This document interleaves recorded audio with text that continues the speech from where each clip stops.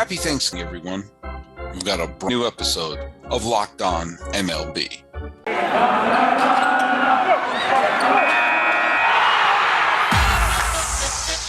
You are Locked On MLB, your daily MLB podcast, part of the Locked On Podcast Network, your team every day. Hello, baseball fans. Welcome to Locked On MLB, part of the Locked On Podcast Network, where it's your team every day. This is the daily podcast. We talk about all of Major League Baseball. I'm your host, Paul Francis Sullivan. Please call me Sully. Thank you for making Locked On MLB your first listen, as we're available for free on all your podcasting catchers. This show is being dropped on the 25th day of November, 2021, and it is indeed Thanksgiving. And look, I hope you're having a wonderful Thanksgiving with whomever you want to be with. Could be family, could be friends. Do you know what? It could be by yourself. I don't judge. I just want it to be with whomever you want to be with. And do you know what? If you're listening to me the day it's dropping, I'm really happy and, might I add, thankful that you're spending part of it with me, your pal Sully. I'm sharing it with you, and not to get too corny, but some of the people who listen to the show and follow it and watch on YouTube and interact with me, I consider you part of my inner circle of friends now. Some of you I've never met in person. Some of you I've only interacted with online, but I'm thankful for you. I hope you understand that I'm thankful to have this platform and to have so many of you seem to be enjoying it. And you can follow us on Twitter, Locked On MLB Pod, same handle for Instagram. I'm your pal Sully. I'm with Sully Baseball on Twitter, Sully Baseball Podcast on Instagram. So it's Thanksgiving. I'm going to be spending it with some family members, and we're going to be having kind of multiple days.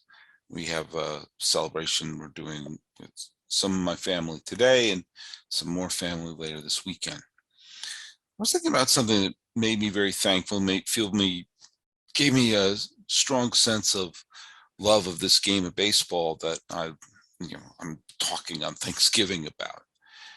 And one of my big entry points to loving baseball, loving the minutia of baseball, loving the different players and the different teams, and not just being focused on the local team, which for me would have been the Red Sox, but all of baseball, was my love of baseball cards. I was a huge baseball card collector before I even realized everything about baseball, before I realized what all the rules were.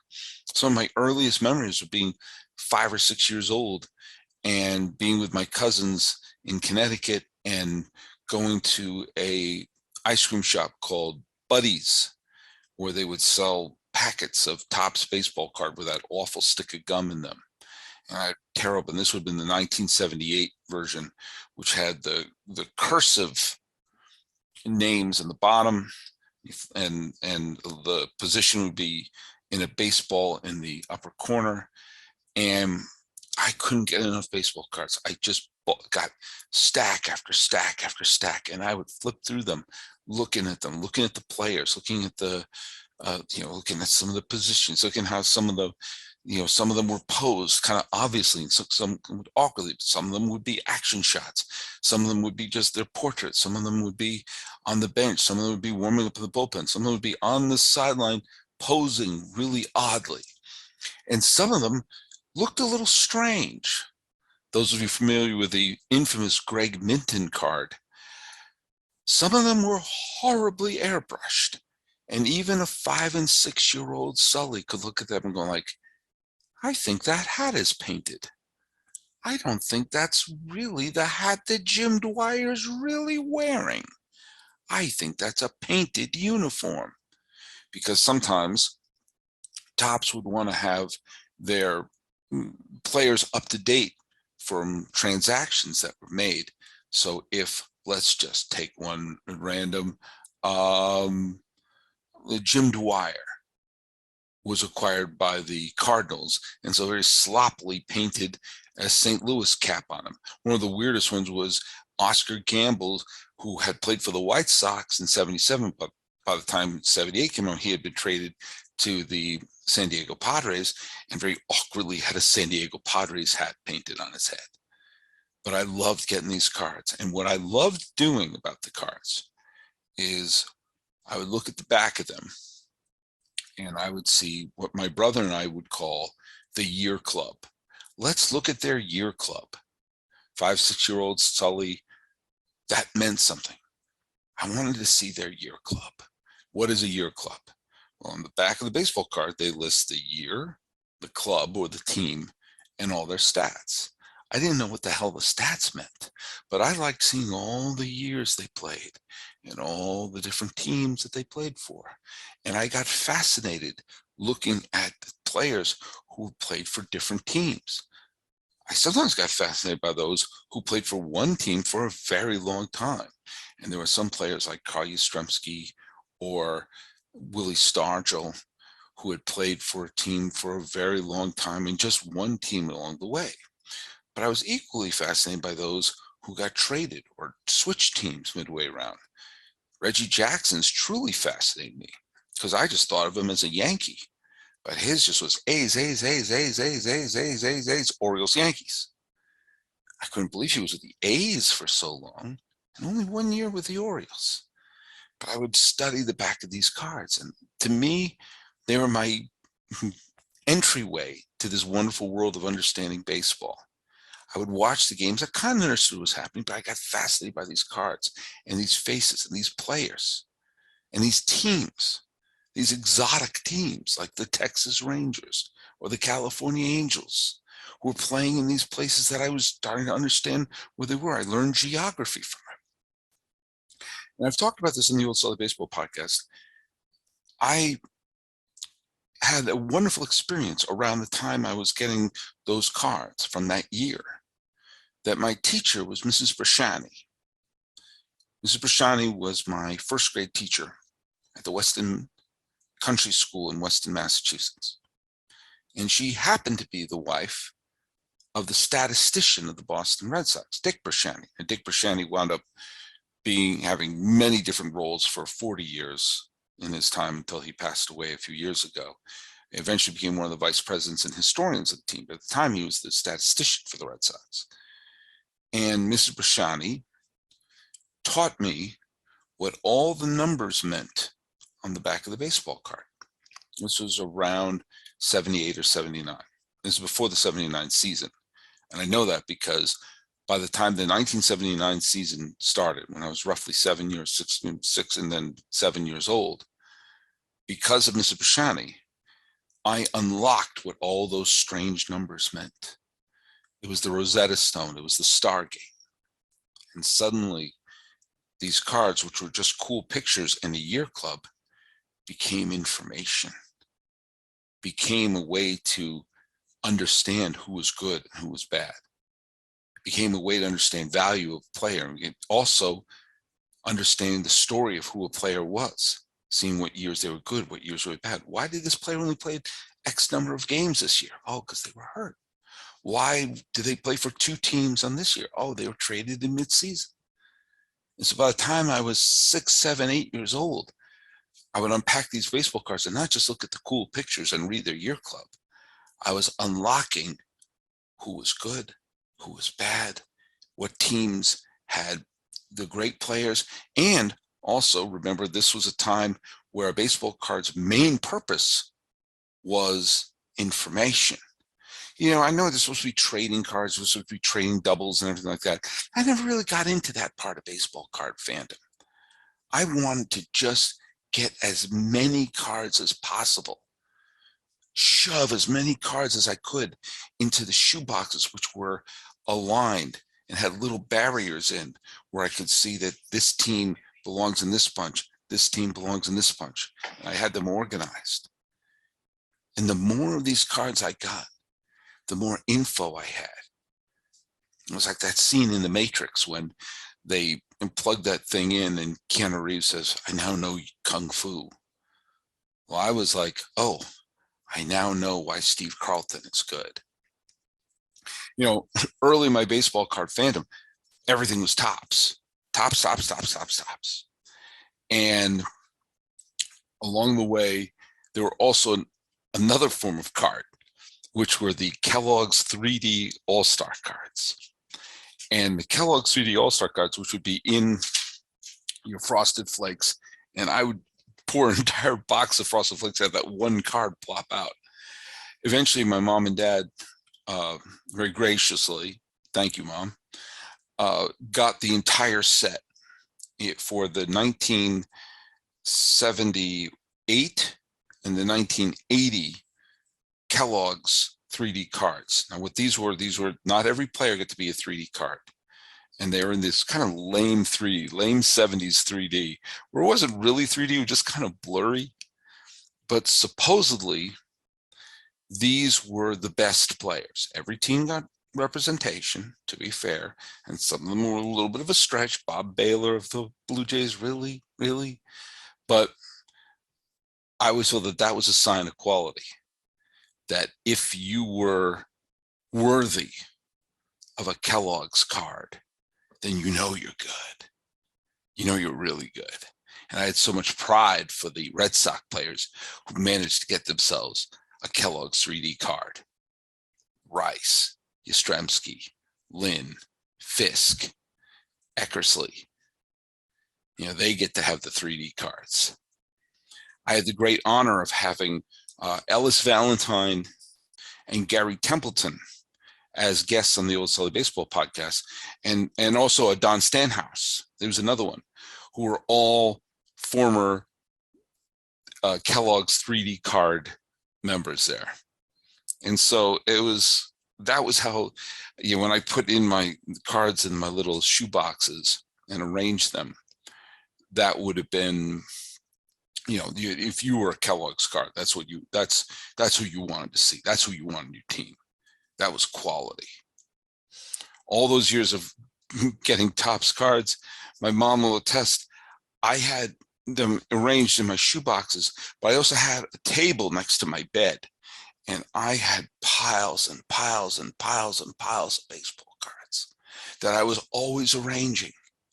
That was always, and it was always in a method that made sense to me.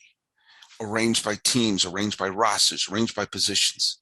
And they would be these precarious piles, sometimes super high, which was a good thing we didn't move to California at that point, because the slightest tremor would have knocked them all over. Little piles everywhere, sometimes on the ground. And my mom would have to walk through my bedroom. It would be like the opening of Raiders of the Lost Ark, where Indiana Jones had to step on the right rock, and I had all these piles, and they meant something to me. It was knowledge. It was fun. It was part of the experience of following the game. This was pre-baseballreference.com. This is how you got the information. And a lot of times, because it was hard to follow teams outside your local area unless you were, consuming the sporting news. So sometimes you'd open up a baseball card pack and you found out, oh, I didn't know Ken Reitz played for the Cubs now.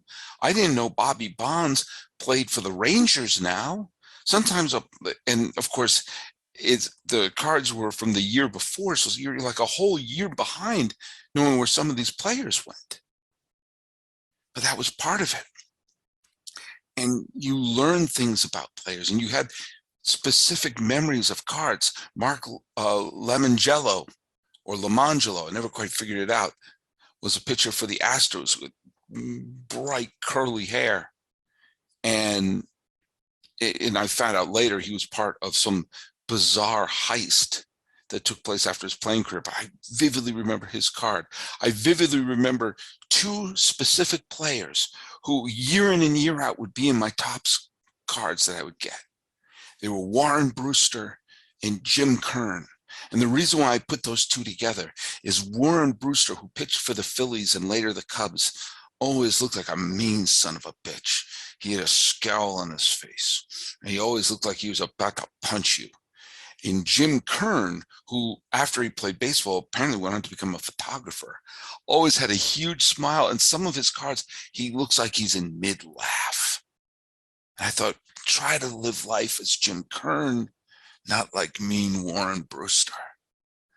But I got to know who some of these players were. And of course, in my packs of cards, you're always looking for your favorite players. For me, it was Butch Hobson, or maybe Yastrzemski, or George Scott, or Dwight Evans, or whomever it is. I never could get that Jerry Remy card. And I always got Toby Harrah, no matter what. We would open up to be Toby Harrah, or the worst would be the checklist card. The checklist card would taunt me. You open up and here's a checklist of all the cards you wish you had. Every card in this checklist is better than the checklist. But that was part of my growing up. It was absolutely part of my growing up. It was how I shoved information into my cranium. We're getting all of these baseball cards. I mentioned most of the baseball cards I got were Topps and the Kellogg's. There were Fleer, and Fleer kind of broke the monopoly that Topps had, and they were allowed to produce cards as well. And for a couple of years, I got Fleer.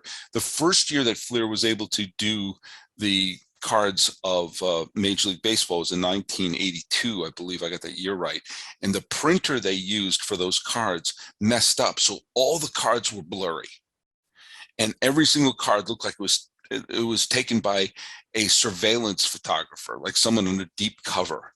So an undercover was taking all these pictures. They're all blurry and zoomed in. One of the first things I ever wrote that ever got me any attention in the world of baseball was something I did in the old Sully Baseball blog, maybe 10 years ago, maybe even more than that now. And it was covering the bizarre 1983 edition of Fleer, where they had permission to take pictures of players, but not during the game. So there was no action photos. So everything was on like in practice, batting practice, sometimes in the locker room. They were completely non-action shots, including one of Mario Soto leaning against a trunk, or Steve Garvey writing autographs in the locker room by his locker. It was an bizarre, one player, I think it was Chris Mills, I may have been blowing a bubble. There's completely non-action shots that made that series surreal. But, as years went by, I kept getting them. Topps had the beautiful wood borders around the 87 cards. And you look in the back and you just shoved all that information, and you got to learn about the players. It was that information and that fun of getting that player you like. By the time we moved to California in the mid 1980s, there was a baseball card store that was nearby, and I spent way too much of my time there. And they had the updates, the Topps updates. When you open up, the players were now, if there was a trade, you see them in their new uniforms. And if players had been called up for the minor leagues, you had their card. And at that point, when we had moved to California, I had a big table, and all my cards were on a table by team. And if a player got traded from one team to another, I would move the card from one to the other. I had a whole system. I had a whole damn system of it next to my bed, my high school years in California. And this love of baseball card went very deep into my life. By the way, I want to thank you all for making Locked On MLB your first listen. Happy Thanksgiving, everybody. We are available on all your free podcasting platforms. Now, when I was in college, I have to just say I continued to collect baseball cards in college. And my college roommate, John Ward, when we were at NYU, he grew up on baseball cards as well, not quite as maniacally as I did, but he certainly had the same memories. And, we would occasionally pose like some of our favorite baseball card pictures. And we covered my dorm room door, or our dorm. We shared a dorm room at NYU. And from top to bottom, baseball cards, all from the 70s and 80s. And the stranger the picture we could get, the better. The stranger the card, the more absurd the pose, the better, or the more absurd the name, the better. the Oda B. McDowells and the Shooty Babbitts and all of them, they all were just up and down so we were top to bottom, just baseball cards. Now, eventually Topps got a little too cute. They started doing things like printing them, horizontally instead of vertically, or having them pictures of them with like Kirby Puckett with a giant bat. And sometimes they printed the stats on the back vertically instead of horizontally. So they were too squeezed. And if you saw Nolan Ryan's, who played, forever, you couldn't even read the stats. The font was so small. Some of the other companies like Upper Deck became popular, but I never liked Upper Deck. Do you know why? Because when you flip to the back, they only had the previous 5 seasons. I thought the whole point of a baseball card was to have the full amount, the full career. You get this person, you flip it out, I don't care how long I'm playing. I want to see every year on the back of that card. I want to be able to see it. That became part of it. Now, I always kept buying the packs over the years. It became less and less a priority. And, eventually it became a matter of space. And also when I graduated from college and wanted to impress a girl or two eventually, seeing giant packs of baseball cards everywhere is not exactly an aphrodisiac. And there was an aspect to baseball card collection of the 90s that really, really didn't appeal to me. The people who put them in the hermetically sealed pages and binders and acting like they were investments. I knew then something wrong was going on. I couldn't quite put my figure on it, but I have a better idea of what it is now. There is a mentality of people who don't want to let go of the things of their youth, but don't want to admit that they're doing it because they like doing it, because it's fun and reminds them of what they like from their youth.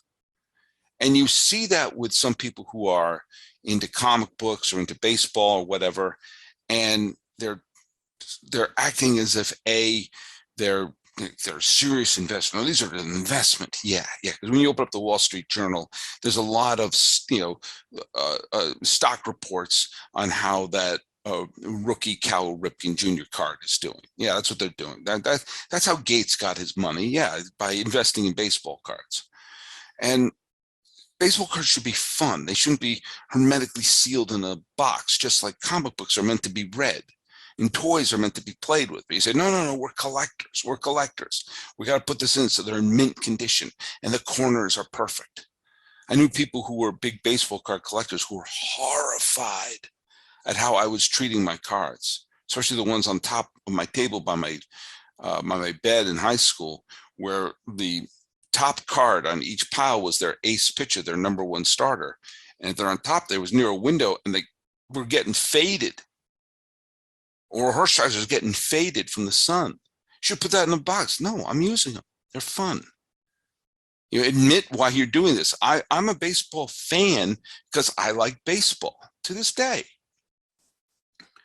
But I'm kind of wary of collectors and the collector, mentality of that you're doing something. No, we're not just reliving our youth. No, this is important stuff. You see that a lot with how comic book culture and Star Wars culture and all this has led to people taking this stuff probably too seriously as adults, instead of knowing that these are things that are fun for young people that you can continue to still like, but understand that it's supposed to be experienced by those who are young and supposed to be kept moving on. As you get older, that you have to let go a little bit. I was thinking about letting go regarding baseball cards. The purpose of baseball cards for me growing up was a connection to the players, a connection to part of the games that were difficult to follow, and getting the information, shoving it in my brain. Now I could follow the games on my phone. Now I can get that information by going to baseballreference.com, the single greatest website in the history of the planet Earth. I don't need to go to Richardson's drugstore or to Buddy's ice cream shop to get a pack of cards to find out who the latest second baseman for the Braves is. I don't. And so that purpose of baseball card fandom is gone for me. Now, in the 2017 season, if you follow my blog, Sully Baseball, that I posted a card every day. There are 365 cards. And I wrote an article about each card. I wrote in depth something about each card. The ones that meant a lot to me. The ones that had some emotional attachment to it. So some I found funny. Some I found quirky. Some I found inspiring. Some were, you could see in the picture, were worn around the edges because I held them so often. And it was a lot of fun, and I was able to go through boxes and boxes and boxes of cards that were filling up my mom's garage in Palo Alto, California, and picking out the ones I loved the most. I did that project, and then I put the cards back, and they're sitting in a box in the garage. And I could be precious and held on to them. I could be precious and ask for them to bring them back down so I can look at them all the time. I'm not going to do that. I got word a few weeks ago that the neighbor of one of my cousins, my cousin Julie, who lives in San Jose, one of her neighbors has a young baseball fan in their family who loves baseball cards. This is someone who is what, maybe 10 years old, maybe younger, loves baseball cards, loves looking at them. Kind of like someone I remember. Kind of like, I don't know, maybe your pal Sully, growing up in the suburbs of Massachusetts. And this kid loves baseball cards, wants to look at them, go through them.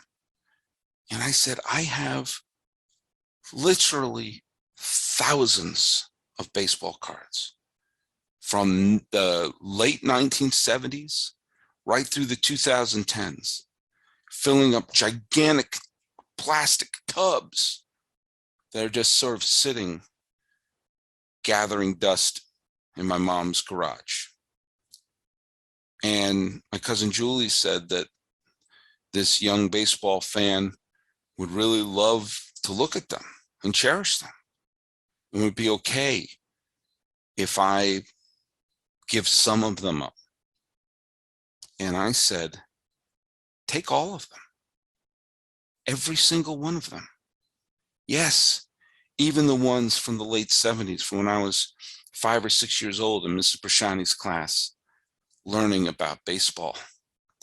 Take them. They gave me the knowledge. They gave me happiness. Now give that to someone else. Pass it on. I'm going to be 50 in a couple of months. My hair is going gray. I'm going to be closer to 100 than I am to my birth. So maybe, I don't know, maybe I shouldn't hang on to the things of my youth, but make sure someone who actually is young has a chance to experience what I have. So I said, take them all. Every single card. Every card that I collected from 1978 to roughly 2015, 2016 is now in this kid's possession. And hopefully they will go through them and love them. And those cards serve their purpose with me. And I'm thankful for them. They open up a wonderful world of baseball, of personalities, of teams, of uniforms, of numbers, of statistics, of value, of Kellogg's 3D cards, weird poses by Tom House of the Mariners, mid-pitch, record breaker cards with Sparky Lyle and Reggie Jackson, promising prospects, some of whom turn out to be huge stars like Fernando Valenzuela and Cal Ripken and Tim Raines, and some turned out to be Joel Finch. And now they're in the hands of the type of person who they were designed for, someone young and falling in love with baseball. I've already fallen in love. I've already gone through the journey. Now I want to make sure that someone else can go through that journey too with those cards. It's kind of like the end of Toy Story 3, when Woody and Buzz and everyone have been let go by Andy, and they're now in the little girl's home, and the little girl gets to play with them forever. And I get to say, so long, partner, to all those cards. And I'm thankful for them. No way I'm this level of a baseball card fan or baseball fan at all if it weren't for what those cards gave to me. And maybe, just maybe, they'll pass on to someone new. So enjoy your Thanksgiving, everybody. Follow us at Locked On MLB Pods. I'm your pal Sully. I'm at Sully Baseball on Twitter, Sully Baseball Podcast on Instagram. Talking about what I'm really thankful for, which is the world that was opened up to me through baseball cards, and hoping that those will be opening for someone else. This has been Locked On MLB for the 25th day of November 2021, Thanksgiving. Thank you for making us your first listen, as we're available on all your podcasting platforms. And also check out Locked On Bets with your boy Q, and absolutely terrific expert analysis from Lee Sterling. This is Locked On MLB. I'm your host, Paul Francis Sullivan. Gobble, gobble. Thank you, Mrs. Prashani, and you can call me Sully.